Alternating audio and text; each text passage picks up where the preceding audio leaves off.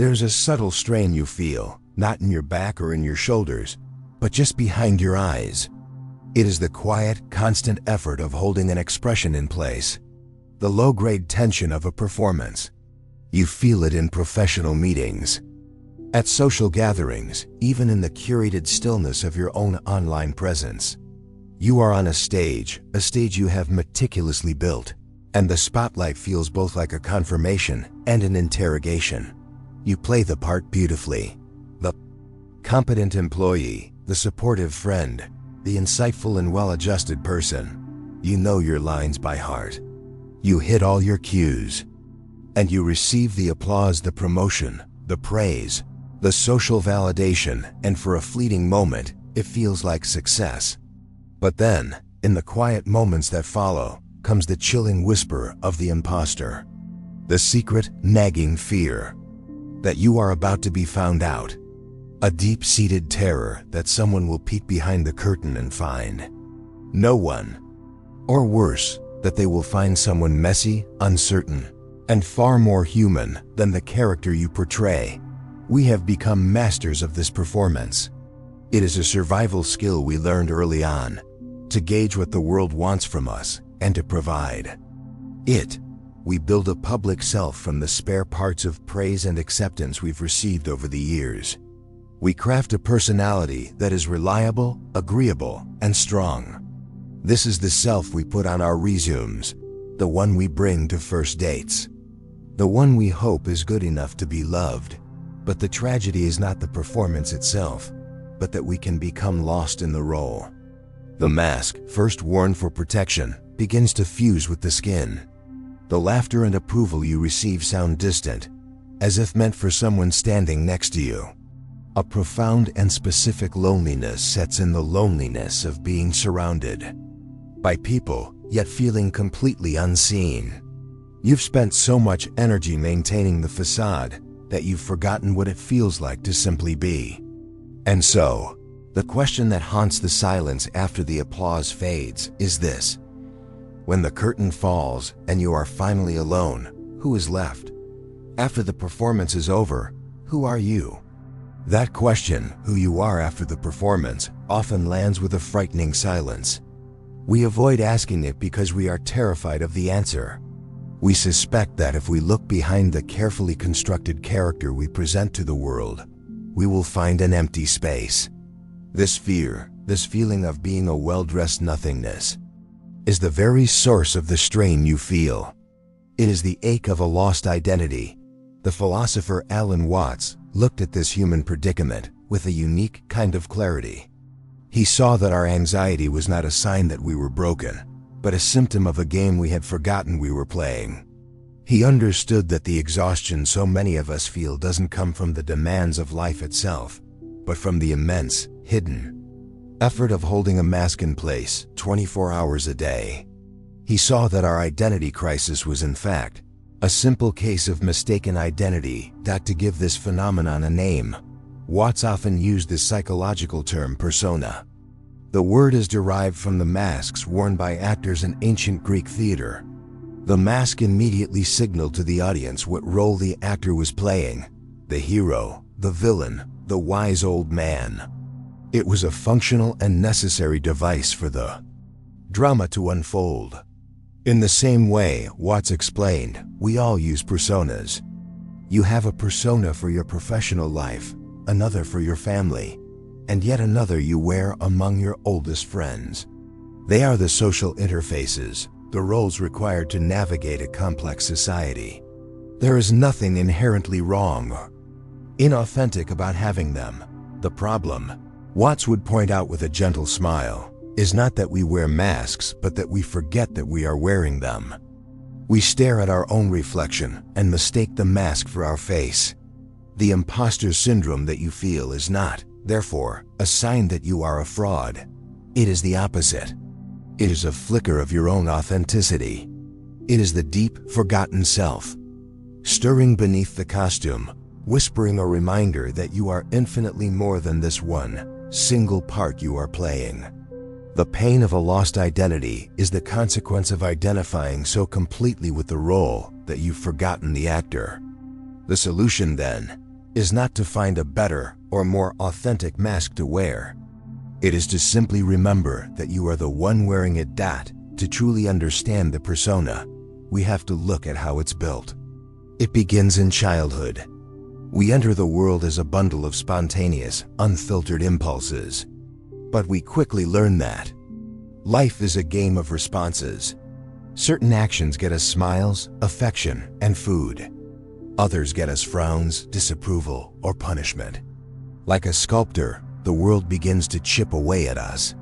And we, as willing participants in our own survival, begin to mold ourselves. The persona is the result of this process. It is a mosaic of all the behaviors that were rewarded, a carefully constructed suit of armor made from the pieces of approval we have gathered throughout our lives. This armor is designed to protect the soft, vulnerable self underneath. It is our strategy for navigating the tribe, for earning love, and for avoiding exclusion. And for a time, it works. It helps us get through school, land a job, and form relationships. There is nothing sinister in its creation. It is a testament to our deep biological need to connect and belong. The problem is that armor is heavy, it is rigid. And while it protects us from attack, it also isolates us from genuine touch. We become so accustomed to the weight and shape of it that we forget we are the one inside. This is where the strain begins. The persona, which was once a useful tool, becomes a prison. Because the persona is, by its very nature, a monument to the past. It is a summary of who you were and what used to work. But you are not the past. You are a living, flowing, changing process. And so you find yourself in a situation where the role you are expected to play no longer fits the person you are becoming. The suit of armor no longer protects, it constricts. This is the feeling of being stuck. You are trying to live today's life while wearing yesterday's personality. The ceilings feel too low, the doorways too narrow. You are contorting yourself to fit into a shape you have long since outgrown, and you are exhausted from the effort. So, naturally, we embark upon the great search. The search for the real me. We believe that if we can just shed this false, constricting persona, we will discover a true, authentic self underneath a fixed and final identity that is who we really are. We will dig through our past, take personality tests, and try on new philosophies, all in the hope of finding this elusive creature. But Alan Watts would say that this search is the most subtle trap of all. It is the persona seeking a more comfortable or more convincing persona. It is the mask shopping for a new mask. The fundamental illusion is the assumption that the real you is a thing at all, that it is a stable, definable object like a stone or a table. Watts would invite you to consider a different possibility. What if your true nature is not a noun, but a verb? Not a static thing, but a dynamic process. What if you are not any of the specific thoughts, feelings, or roles that flow through you, but the open, aware space in which they all appear? To search for a self is like a wave in the ocean searching for the real water. The wave is a momentary form that the entire ocean is taking. You are not a separate ego who has a life. You are a momentary form that the entire universe is taking. You are already what you are looking for. This realization is the key to a new kind of authenticity. True authenticity is not about conforming to a rigid definition of your true self. That is just another performance, another prison. Real authenticity is the freedom to be spontaneous. It is the ability to respond to this moment right now, without first checking in with the nervous committee of your persona to see if it's on brand. It's the discovery that you can play all your social roles, the professional, the parent, the friend, but you can play them lightly. You can wear the mask when it is useful, but you no longer fear what is underneath it. It is like a master musician who has practiced their scales for years. They know the rules and the structure, but when they improvise, they are not thinking about the rules. They are playing. They are dancing with the present moment. And this brings us back to that terrifying question. Who are you when the mask is off? We fear the answer is nothing or nobody. We fear an empty void. But Watts would invite us to re-examine that emptiness. What if that nothingness is not a void, but a space of pure potential? If you are not a fixed, defined somebody, you are free to be anything. The emptiness you feared is not a lack, but a presence, the presence of an open, unburdened awareness. It is the relief of laying down the heavy armor. It is the silence that is always here when the chattering of the anxious self subsides. The great secret is that the lost identity you were trying to cure was the disease itself. The freedom you seek is not in finding a new identity, but in having the courage to live without one. And so we arrive at the great paradox. The lifelong, exhausting search for the real you was the very activity keeping you from yourself. The desperate attempt to solve the riddle of your identity was the riddle itself. You were looking for a fixed thing, a final answer, in a universe that is defined by flow and change. It was like trying to capture the river in a bucket.